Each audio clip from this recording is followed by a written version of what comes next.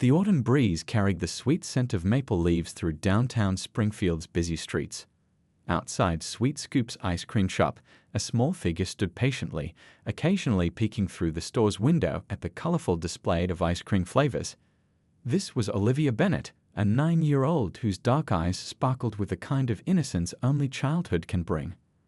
Her private school uniform was neat as always, a pressed blue blazer with the school's crest, a crisp white shirt, and a pleated skirt that she smoothed down every few minutes, just like her mom had taught her. Her backpack, covered in space-themed patches, rested against her leg as she checked her little pink watch again. Her best friend was running late, but Olivia didn't mind. The after-school ice cream trip was their Friday tradition, and good things were worth waiting for. The street was busy with the usual afternoon crowd. Business people hurried past with their coffee cups, teenagers lounged on nearby benches sharing their earbuds, and parents pushed strollers along the sidewalk. Olivia stood out, not because she was doing anything wrong, but simply because she was alone. A young black girl in a sea of rushing adults. 2 police officers were making their routine patrol down Main Street. Officer Reeves, who'd been on the force for 8 years, nudged his partner, Officer Martinez. "Look over there," he muttered, pointing with his chin toward Olivia. "Kind of suspicious, don't you think? Just standing there watching people." Martinez shifted uncomfortably but didn't disagree. After all, Reeves was the senior officer, and this was how things were done. They'd been trained to spot suspicious behavior, though neither could exactly explain what made a child waiting outside an ice cream shop suspicious, except for the color of her skin. Olivia noticed the officers approaching and smiled politely, just as she'd been taught. Her parents had always told her to be respectful to law enforcement, even though they'd also had the talk with her, the one that every black parent dreads having with their children about how to stay safe in a world that might not always see them for who they really are. "What are you doing here?" Officer Reeves's voice was sharp, cutting through the peaceful afternoon air. Several passers-by slowed their pace, sensing the shift in atmosphere. Olivia's smile faltered slightly, but she kept her voice steady, just like she'd practiced with her parents. "I'm waiting for my friend, sir. We always get ice cream after school on Fridays." She pointed to her school badge, clearly visible on her blazer. The plastic card showed her photo, name, and grade level at Springfield Academy, one of the city's most prestigious private schools. Officer Martinez seemed to hesitate, noting the school uniform and badge, but Reeves pressed on. "Where are your parents?" "There's been reports of shoplifting in this area." This was a lie. There had been no such reports, but it was a convenient excuse, one he'd used before. "My dad knows I'm here," Olivia replied, her voice getting smaller but still maintaining its politeness. "I can call him if you'd like. He works at—" "Put your hands where I can see them," Reeves interrupted, his hand moving to his belt. The casual afternoon scene had transformed into something entirely different. Shoppers stopped in their tracks. A woman with a stroller quickly crossed the street. Someone started recording with their phone. Olivia's hands began to shake as she raised them, her pink watch catching the sunlight. Her space backpack toppled over, spilling colored pencils across the sidewalk. Tears welled up in her eyes, but she remembered what her father had said: "Stay calm, follow instructions, and remember who you are." Inside the ice cream shop, the owner had noticed the commotion. He rushed outside, still wearing his white apron. "Hey, what's going on?" "I know this girl, she's a regular customer." But his protests fell on deaf ears as Officer Reeves began reciting rights to a 9-year-old who, just minutes ago, had been daydreaming about whether to choose mint chocolate chip or strawberry swirl. The world seemed to move in slow motion as Officer Martinez produced handcuffs, adult-sized handcuffs that would later leave marks on Olivia's small wrists. More phones appeared, recording the scene. Someone in the growing crowd whispered, "She's just a baby." Another voice called out, "This isn't right."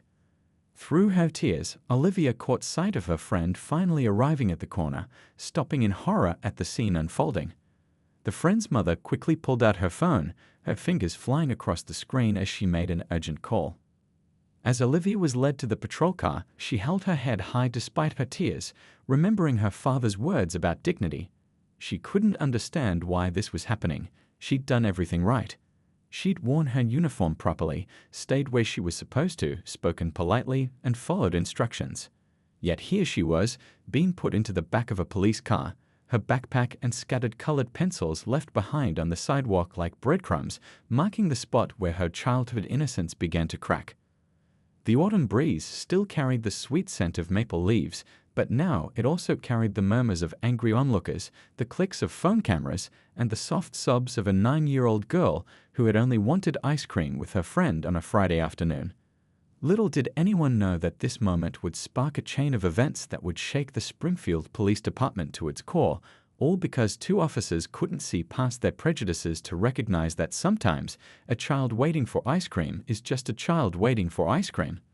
The patrol car pulled away from the curb, leaving behind a stunned crowd, a worried ice cream shop owner, and dozens of witnesses who knew they had just seen something that would haunt them for a long time to come.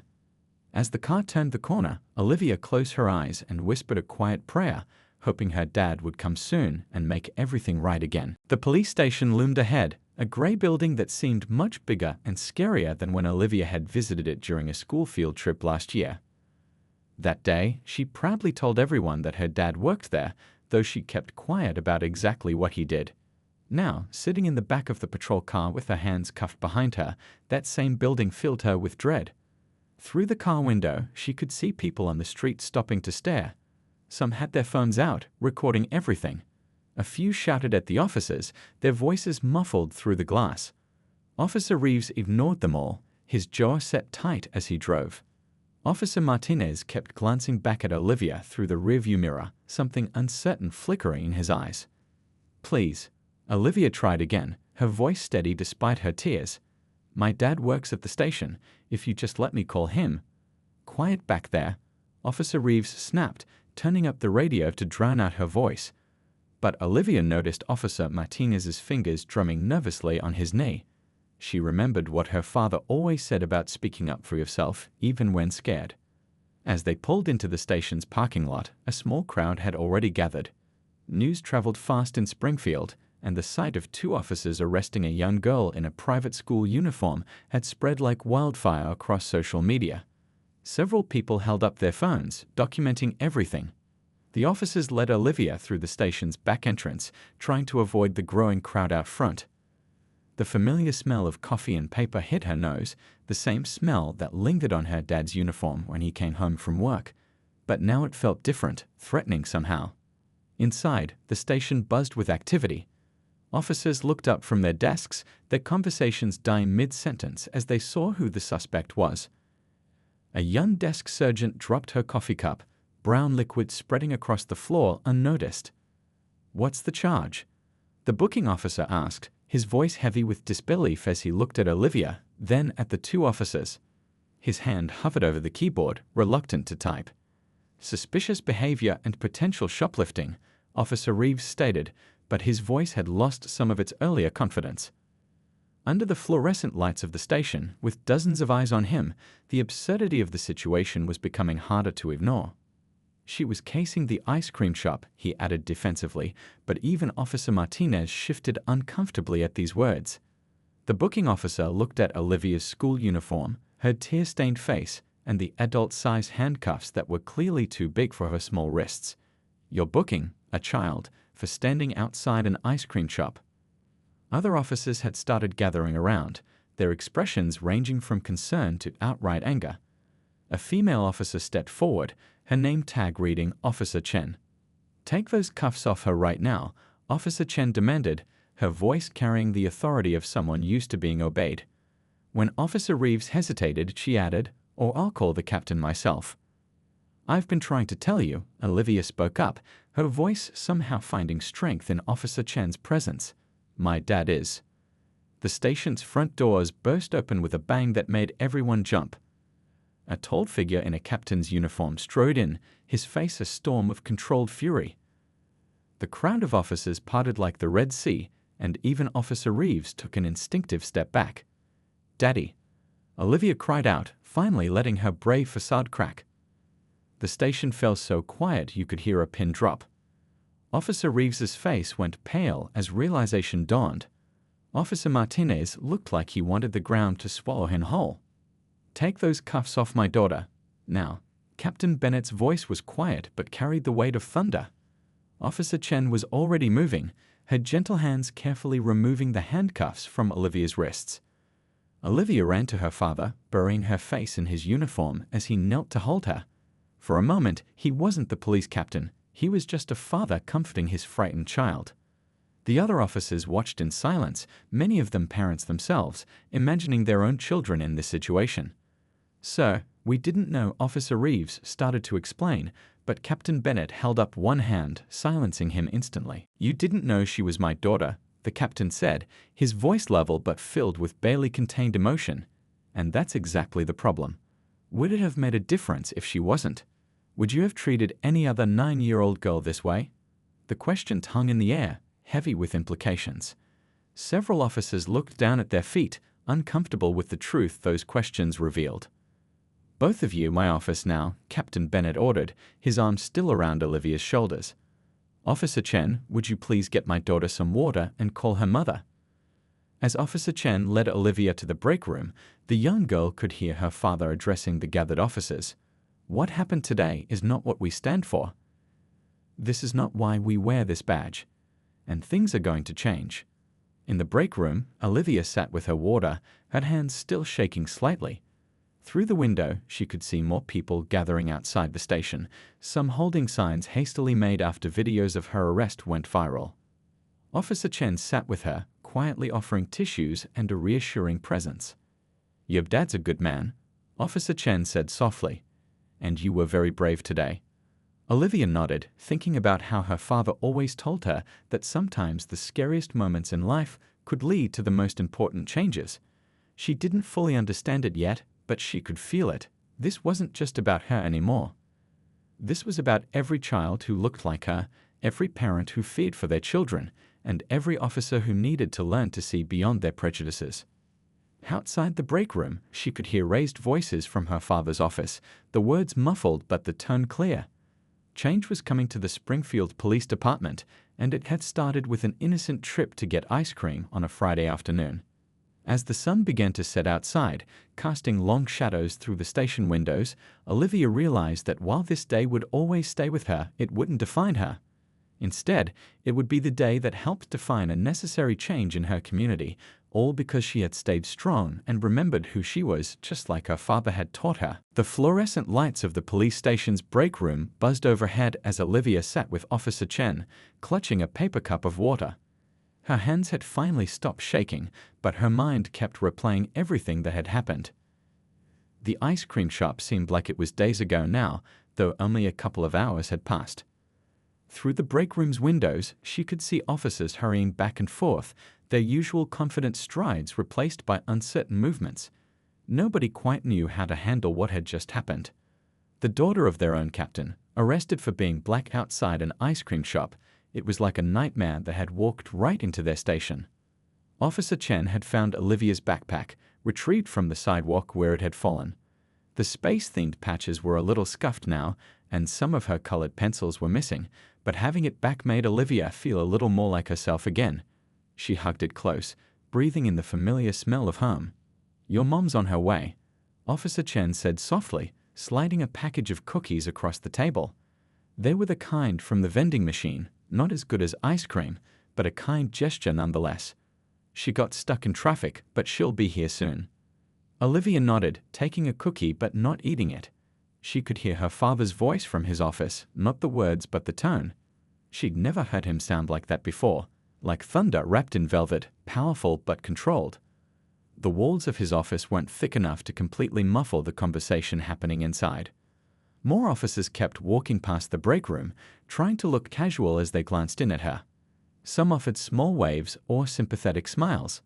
A few looked ashamed, as if they were seeing their own children in her place. One older officer actually wiped away tears as he walked past, muttering something about having a granddaughter her age. The station's phones hadn't stopped ringing since they'd arrived. The videos had spread across social media like wildfire, and news vans were starting to gather outside. Olivia could see their lights flashing through the windows, adding splashes of red and blue to the growing evening shadows. "You know," Officer Chen said, breaking the silence, "I became a police officer because of kids like you." She smiled when Olivia looked up, curious. I wanted to protect people, especially children. Make them feel safe. Today reminded me why that's so important."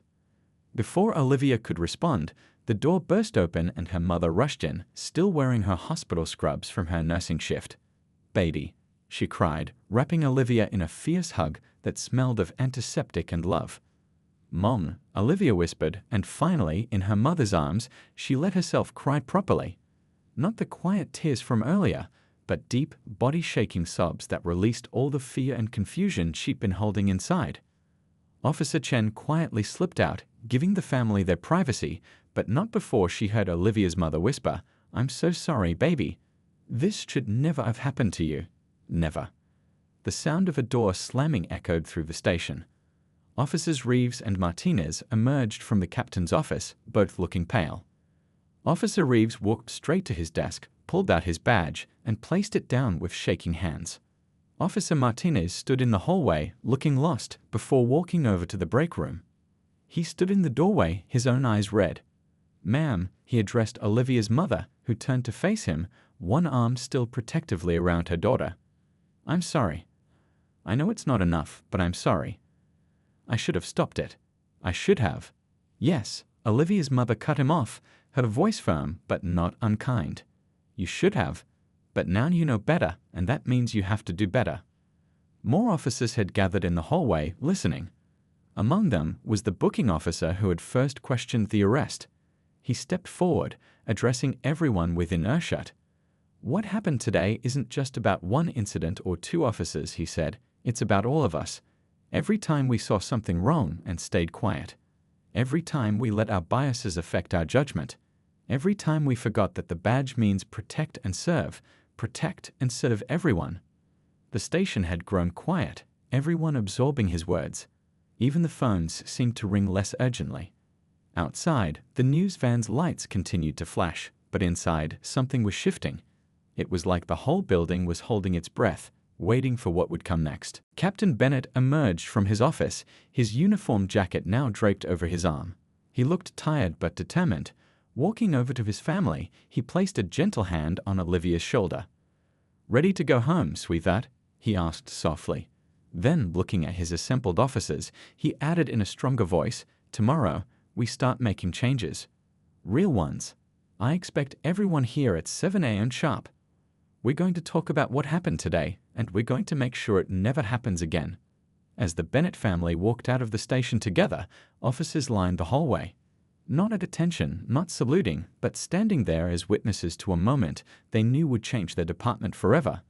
Some nodded respectfully, others couldn't meet their eyes, but all of them knew that tomorrow would bring the start of something new. In the parking lot, away from the news vans and gathering crowd, Olivia stopped and looked up at the station building. The windows glowed yellow in the dusk, and she could see shadows moving inside. Officers beginning the night shift, life continuing on. But it wouldn't continue the same way, she knew that now. "Dad," she said quietly, "I still want ice cream." Her father laughed, a sound of surprise and relief, and love all mixed together. "Then ice cream it is," he said, squeezing her hand. "And tomorrow, we'll work on making sure every kid can get their ice cream in peace." As they drove away, Olivia watched the station disappear in the side mirror. She thought about Officer Chen's cookies, her mother's hug, her father's quiet strength, and even Officer Martinez's apology. Sometimes, she realized, the hardest moments could lead to the most important changes, and maybe, just maybe, her scary afternoon would help make things better for other kids in the future.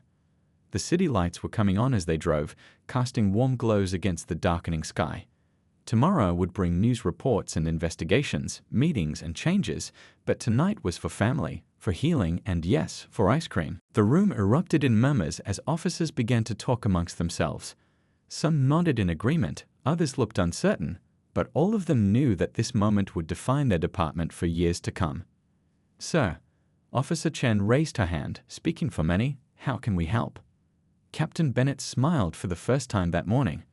"By remembering why you became officers in the first place, by looking at every person we encounter and seeing them as human beings first, by having the courage to speak up when something isn't right, even if, especially if, it's another officer doing wrong." He walked to the windows and looked out at the city stretching before them.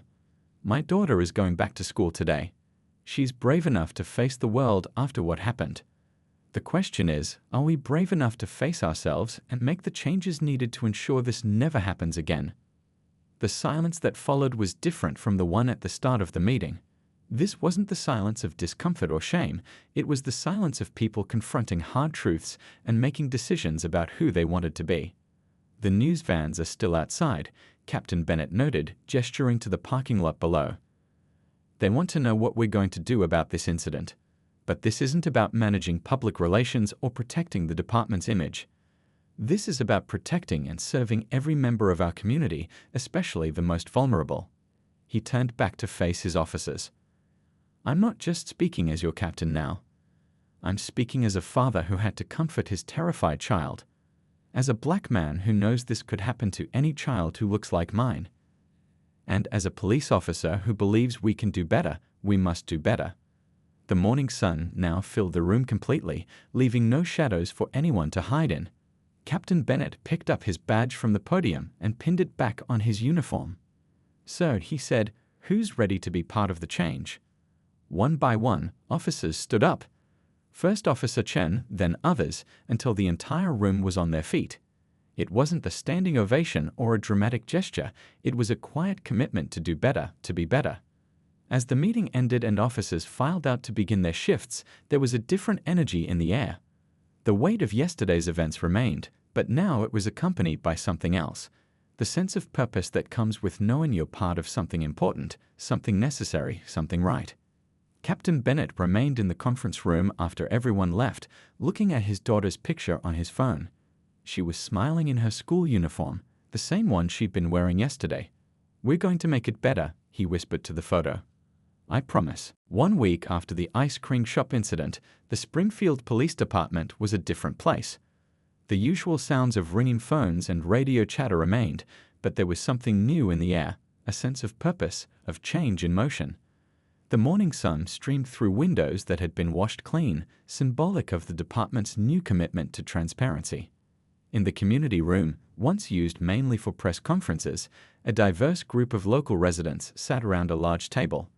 They were the newly formed Community Oversight Board, and this was their first official meeting.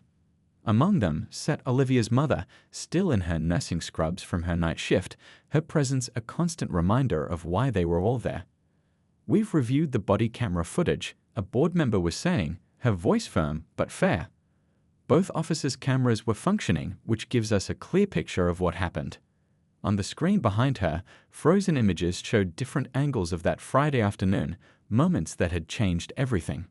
Captain Bennett sat quietly, letting the board do their work. His daughter's experience had taught him the importance of stepping back and listening.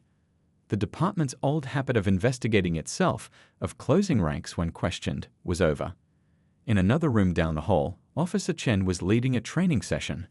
The walls were covered with new posters, not the usual procedural charts, but photos of community members, statistics about bias in policing, and quotes about justice and equality. Officers sat in a circle rather than the usual classroom rows, creating an atmosphere of dialogue rather than lecture. Let's talk about what happened last week, Officer Chen said, her voice carrying to the back of the room. Not as police officers, but as human beings. What would you do if that was your child? The discussion that followed was raw and honest. Officers shared their own experiences with bias, both as victims and perpetrators. Some spoke of their own children, their fears, their hopes. Others admitted to times they'd made assumptions based on race, class, or appearance. It wasn't comfortable, but comfort wasn't the goal. Change rarely is. Meanwhile, in the captain's office, a small figure sat doing homework. Olivia had started coming to the station after school, not because she had to, but because she wanted to. Her presence in the building served as a constant reminder of why their reforms mattered. Officers would walk past the office, see her working on math problems or reading a book, and remember their purpose to protect and serve everyone, especially the most vulnerable. The phone on Captain Bennett's desk rang. It was the mayor's office, calling about the department's new initiatives. The story had gone national, and other cities were starting to take notice. Springfield was becoming an example of how a crisis could lead to meaningful change. No, sir, the captain was saying into the phone, we're not just doing sensitivity training. We're rebuilding our entire approach to community policing from the ground up. He looked through his office window at Olivia, who was now helping Officer Chen distribute handouts for the afternoon training session. This isn't about public relations, it's about doing what's right. Outside the station, a small group had gathered. Not protesters this time, but community members attending one of the department's new weekly open houses. They walked through the building, asked questions, shared concerns.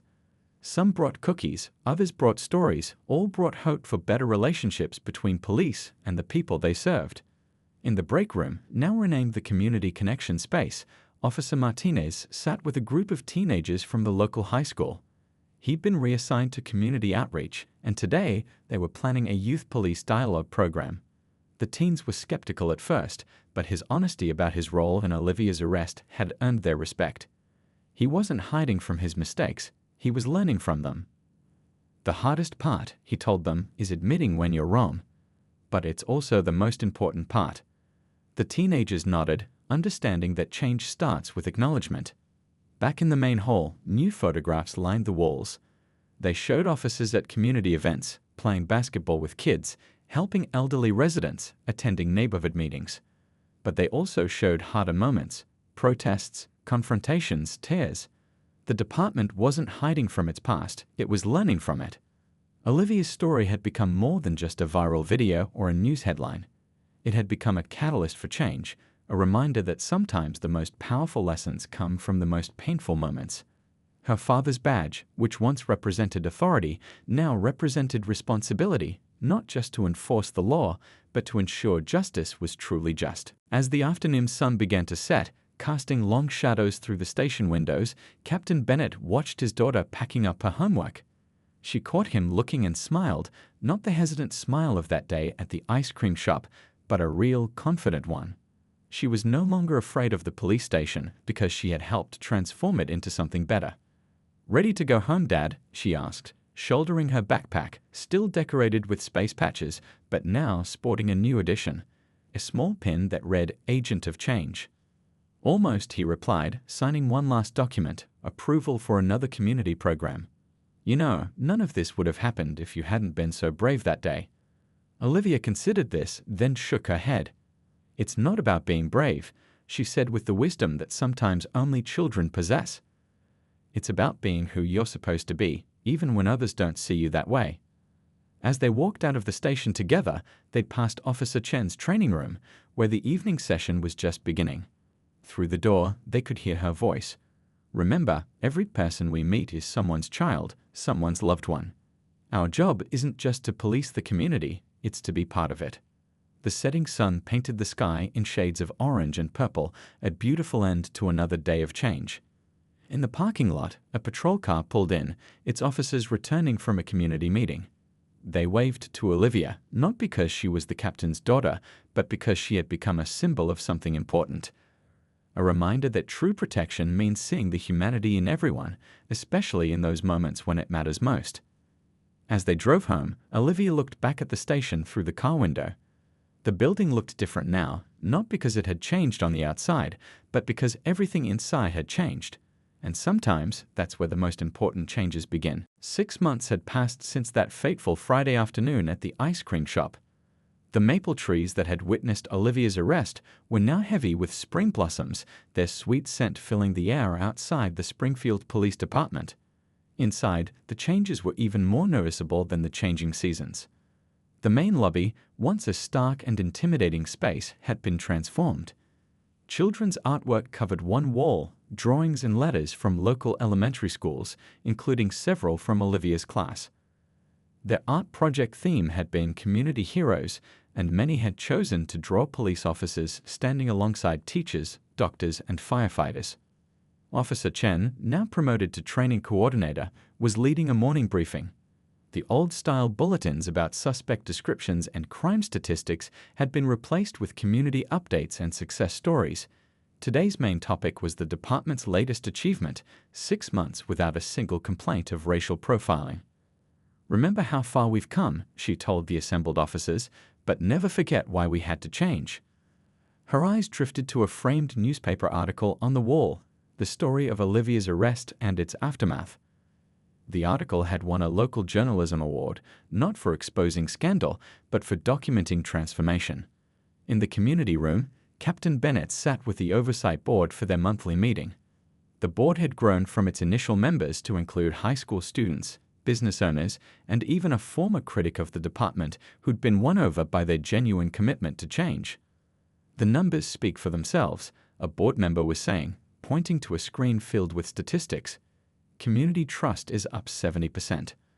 Voluntary reporting of crimes has increased, and most importantly, our youth survey shows that local children no longer feel afraid when they see an officer approaching.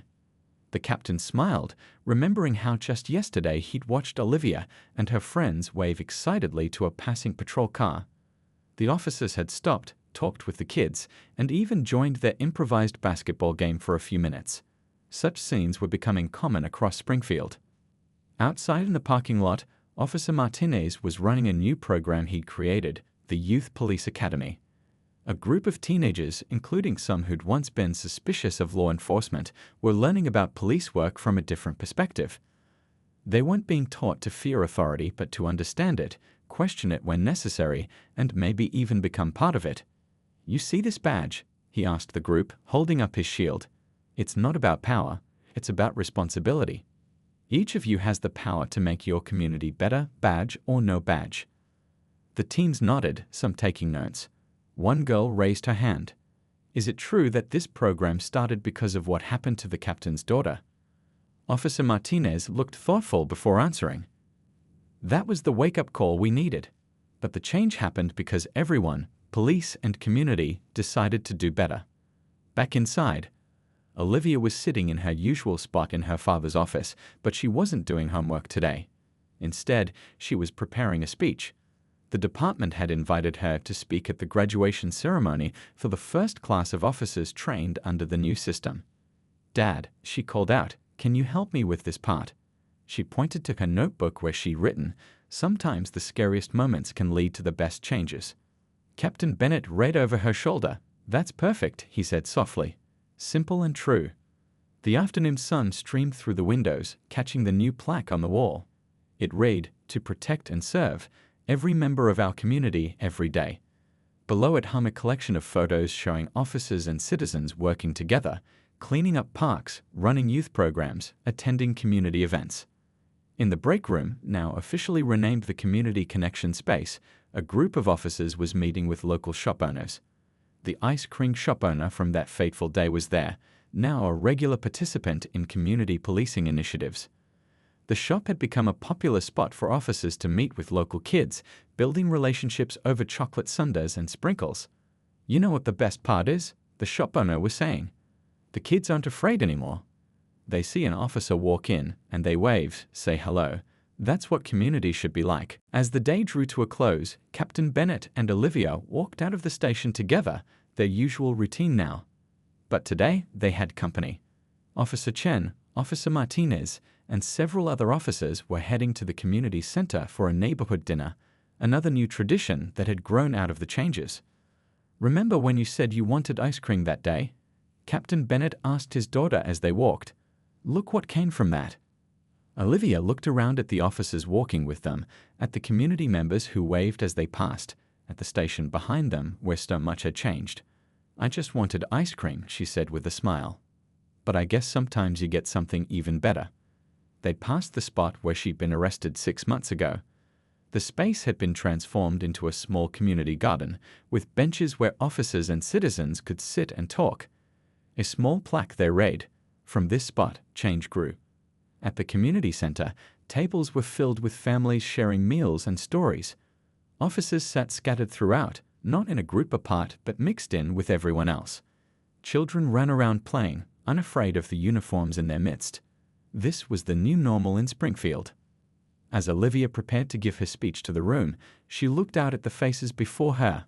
Officers and citizens, adults and children, all part of one community.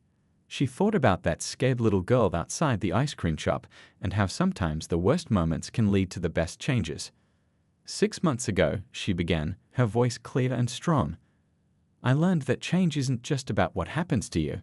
It's about what you choose to do about it." The room fell silent, listening to the wisdom of a child who had helped transform a community.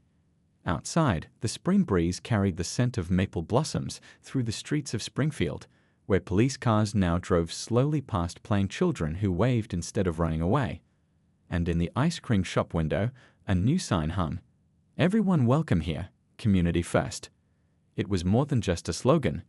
It was a promise, born from a moment of injustice, but transformed into something beautiful, proof that sometimes the best changes come from the hardest moments and that every ending can be a new beginning.